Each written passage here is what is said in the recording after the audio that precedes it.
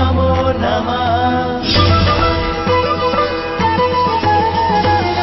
आदिशक्ति नमो नमः। सर्वशक्ति नमो नमः।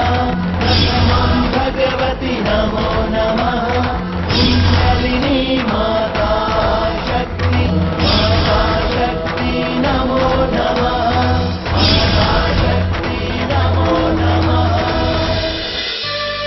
राजकुमारी, माता कुंती अपने सहेली राधा से मिलने जा रही हैं और वे चाहती हैं कि आप भी चले उनके साथ।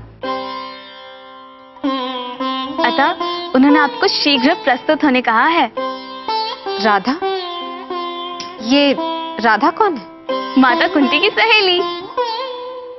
राधा मौसी हस्तिनापुर के सारथी की पत्नी एवं कर्ण की माँ। एक सारथी की पत्नी एवं राजमाता कुंती में कैसी मित्रता? क्यों, आपकी एवं कुहू की भी तो मित्रता है। कुहू और हम बाल अवस्था से एक दूसरे के मित्र हैं। क्या माता कुंती भी? आप राधा मौसी के घर जा रही हैं, आपको स्वयं ज्ञात हो जाएगा।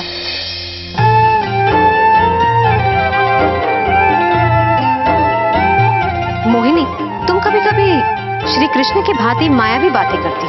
द्रौपदी, यह हमारे लिए सम्मान की बात है कि हम वासुदेव की तरह बात करती हैं। तुम भी चलो हमारे साथ।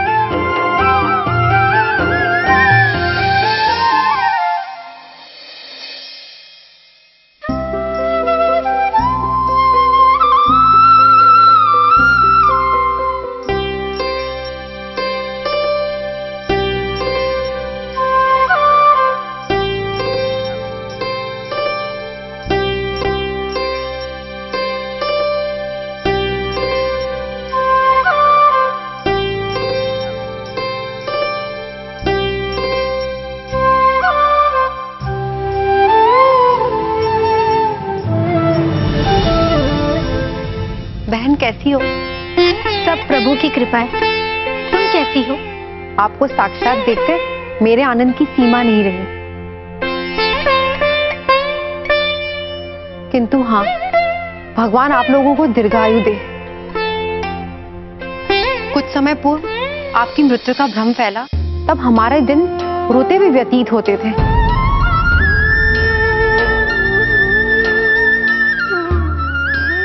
किंतु प्रभु की महिमा से आप लोगों के जीवित होने का संदेश आया और मेरे आनंद की सीमा नहीं रही। सब प्रभु की माया है।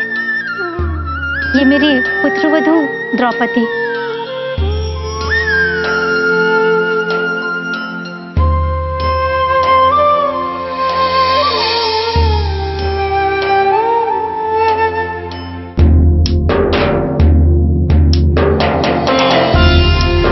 सुखी रहो, सौभाग्यवती भव।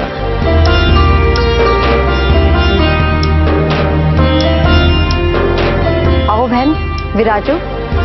विराज।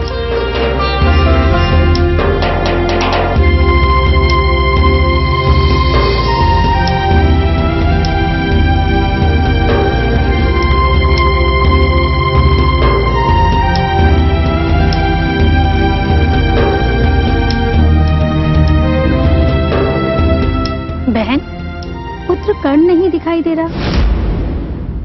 वो विश्राम कर रहा है। मैं अभी आपके आगमन का संदेश देती हूँ।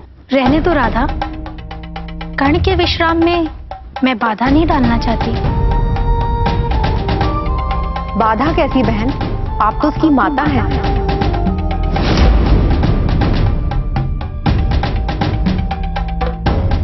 मैं अभी उसे बुला के लाती हूँ।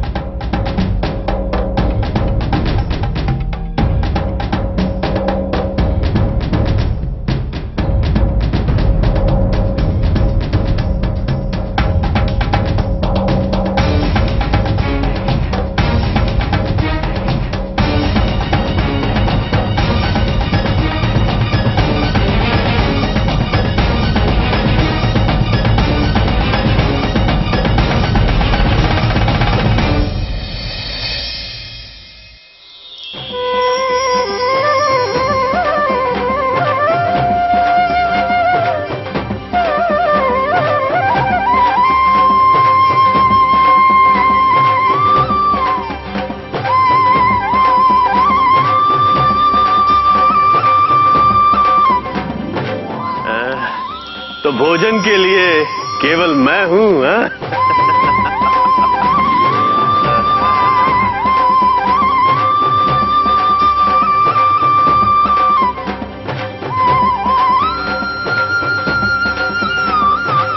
भ्राता भीम, भोजन के आगे आप सब भूल जाते हैं।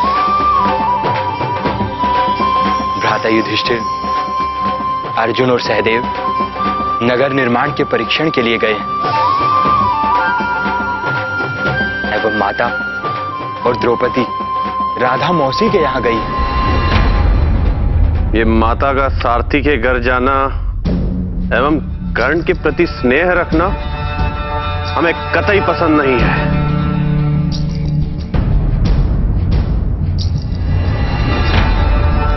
किंतु भीम,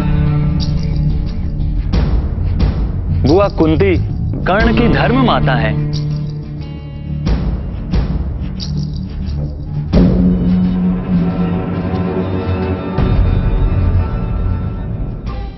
द्रौपदी, कर्ण मेरा धर्मपुत्र है।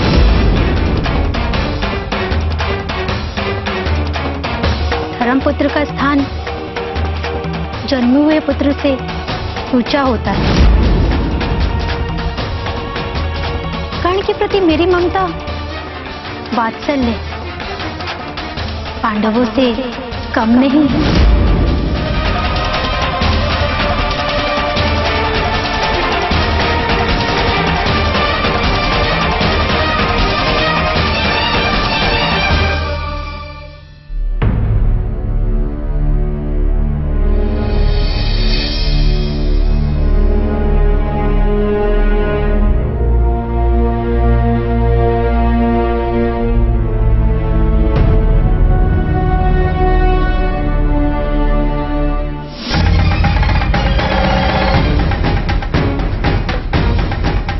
प्रतियोगी के उच्च कुल का होना अनिवार्य है। यदि अंग नरेश कर्ण अपना कुल बताने में असमर्थ हैं, तो उनसे हमारा निवेदन है कि प्रतियोगिता का त्याग करें और अपना स्थान ग्रहण करें।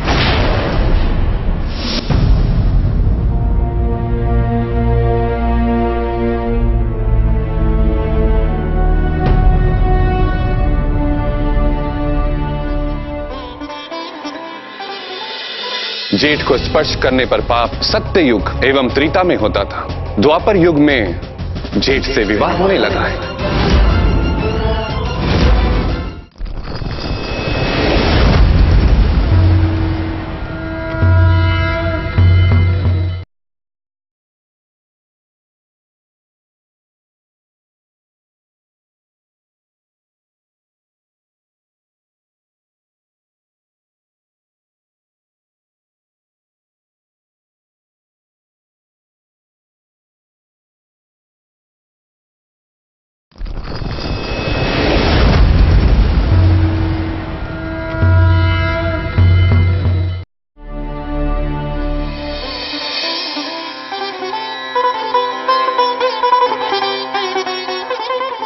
आयुष्मान भवा।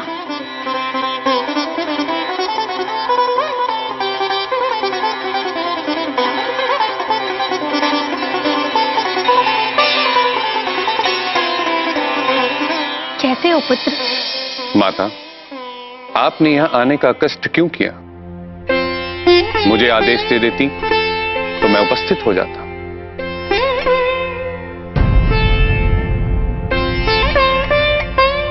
किंतु हां, आपने सोचा होगा कि मेरे उपस्थित होने से आपके पुत्रों को कष्ट होगा।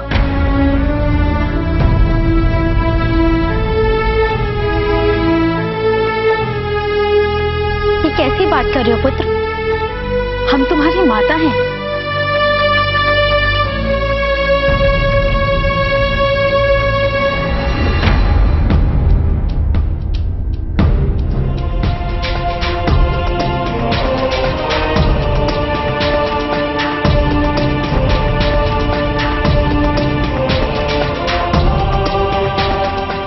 और देखो, हम पुत्रवधू द्रौपदी को भी साथ लेकर आए।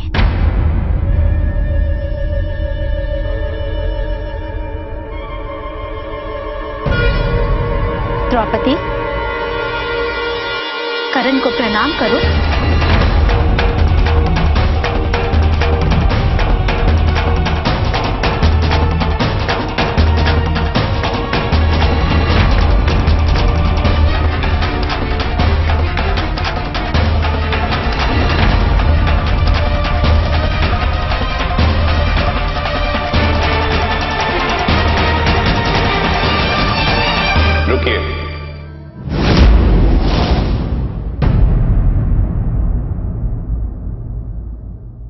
खांडवाप्रस्थ की रानी एक सारथी पुत्र को प्रणाम करे, ये उसके लिए अपमान की बात है।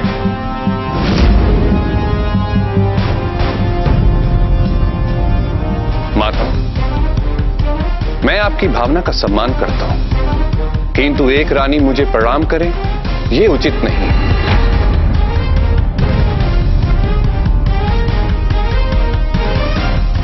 क्या उचित है और क्या नहीं, ये हमें ज्ञात है।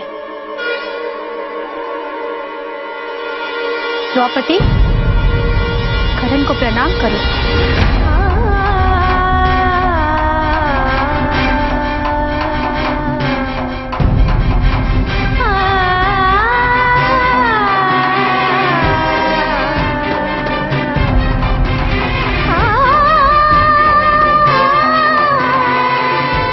माता हट क्यों कर रही है? देवा, एक अन्य दुविधा भी है। ज्येष्ठ के साथ रहते पहले किसी और को प्रणाम नहीं किया जा सकता, अतः मैं पहले सासू मां को प्रणाम करूंगी, उसके उपरांत कर्ण।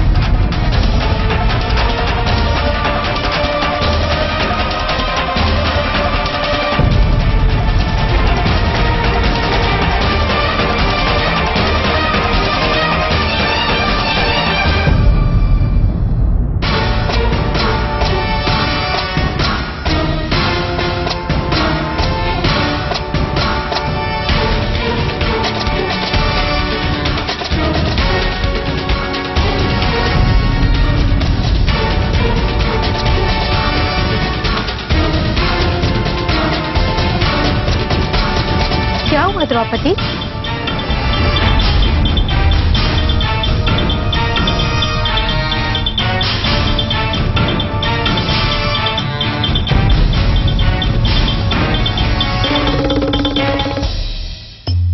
क्षमा करें।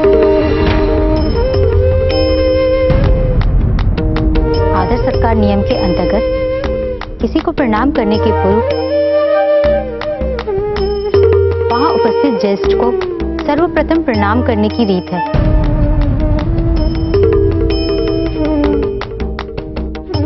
और उसी रीत के अनुसार द्रौपदी माता कुंती के चरण स्पर्श करने जा रही थी।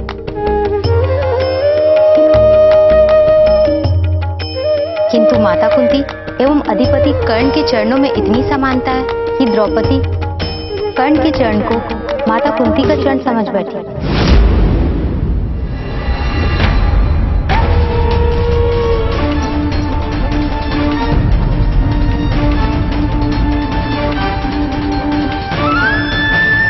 ये कैसे संभव है कि मेरे और कर्ण के चरण समांतर?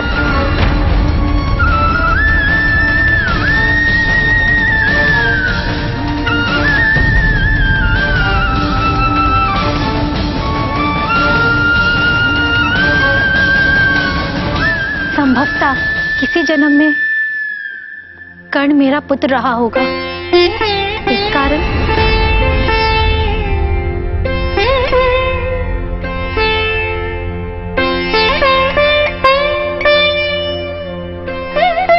धन्यवाद अधिपति कर्ण। अच्छा हुआ आपने अपने चरण पीछे कर लिए, अन्यथा जेठ को स्पर्श करने का पाप द्रौपदी पर लगता। राजरानी द्रौपदी और पाप, ये कैसे संभव है? ये तो आर्यवर्त की सर्वश्रेष्ठ नारी है।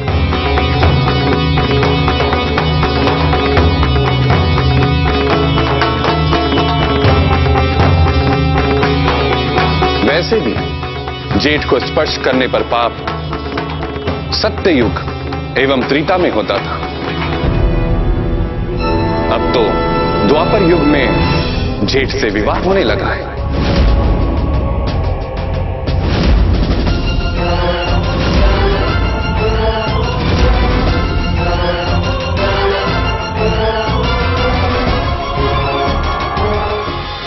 कर्ण को किस बात का इतना अहंकार है, एवं सबसे विशेष कि ऐसे अहंकारी, ऐसे अशिष्ट व्यक्ति से सासू माता का कैसा संबंध?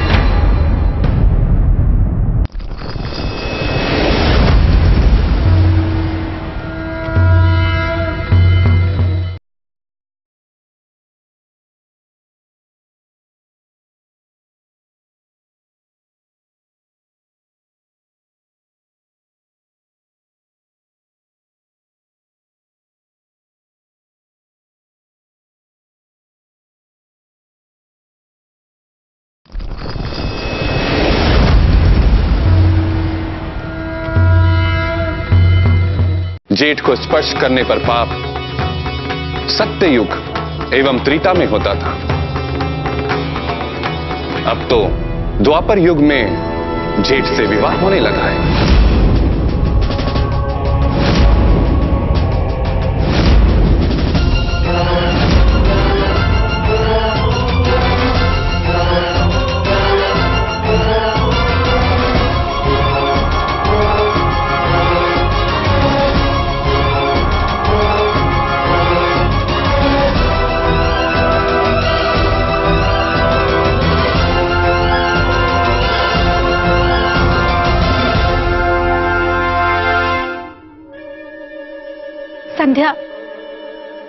संध्या से पूर्व हमें जाना होगा।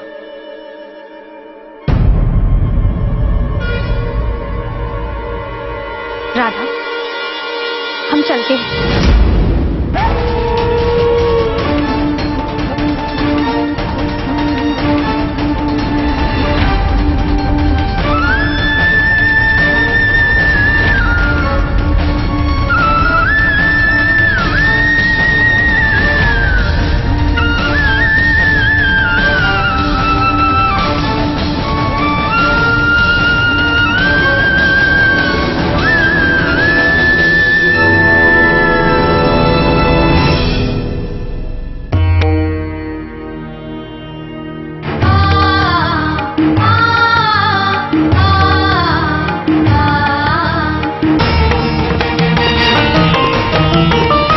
वैसे भी जेठ को स्पर्श करने पर पाप सत्ययुग एवं त्रेता में होता था। अब तो द्वापर युग में जेठ से विवाह होने लगा है।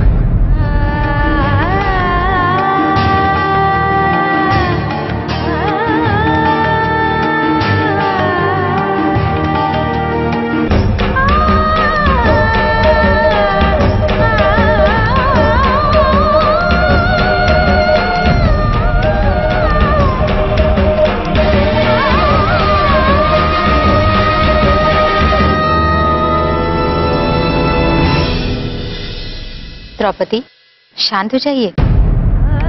शांत हो जाए? कैसे शांत हो जाए? इतना अपमान! हमारा दोष क्या है मोहिनी? हमारा दोष ये है कि हमारे भ्राता ने कर्ण को स्वयंवर प्रतिस्पर्धा में भाग लेने से रोक दिया।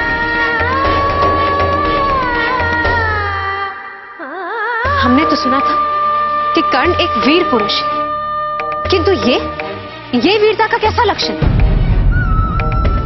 आप स्वयंवर में एक स्त्री को नहीं पा सके तो आप उससे प्रतिशोध लेंगे,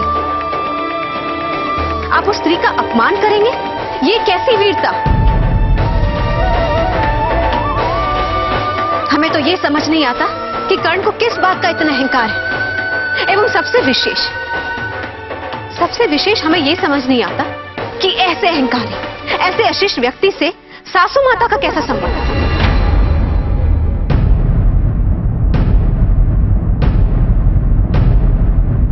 द्रौपदी, कर्ण ना तो आपसे स्वयंवर का प्रतिशोध ले रहे हैं और ना ही वो अहंकार में ये सब बोल रहे हैं। ये तो उनकी कुंठा एवं वर्षों से मिला अपमान है, जो अवेश बनकर क्रोध का रूप ले चुका है। किस बात की कुंठा, किस बात का क्रोध? विराजिए, समस्त वृत्तांत आपको विस्तार में बताते हैं।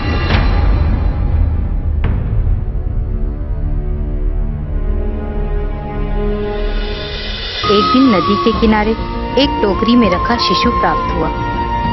राधा और उसके पति उस नवजात शिशु को अपने घर ले आए एवं अपनी संतान की तरह उसे पालने लगे।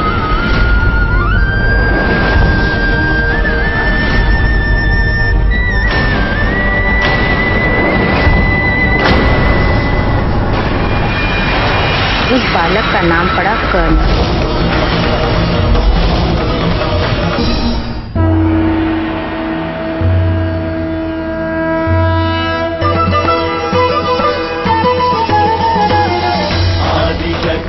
नमो नमः, सर्वशक्ति नमो नमः, प्रथमं भगवती नमो नमः, कुण्डलिनी माता